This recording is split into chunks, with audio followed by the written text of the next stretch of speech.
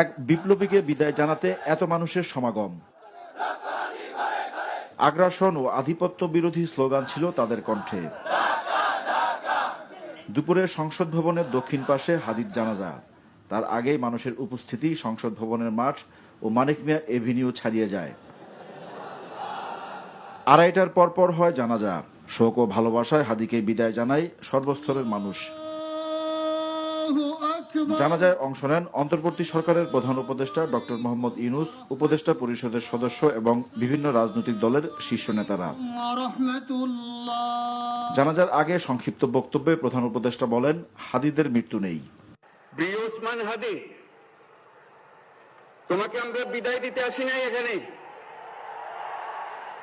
বাংলাদেশ যতদিন আছে তুমি সকল বাংলাদেশের বুকের মধ্যে থাকবে, এটা কেউ সরাতে পারবে না।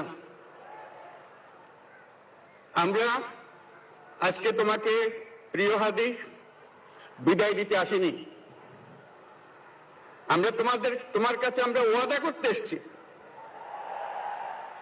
তুমি যা বলে গেছো সেটা যেন আমরা পূরণ করতে পারি। ওসমান হাদির দেখানো পথ ধরেই সামনের বাংলাদেশের নীতি হবে বলে দৃঢ়তার সাথে জানান তিনি।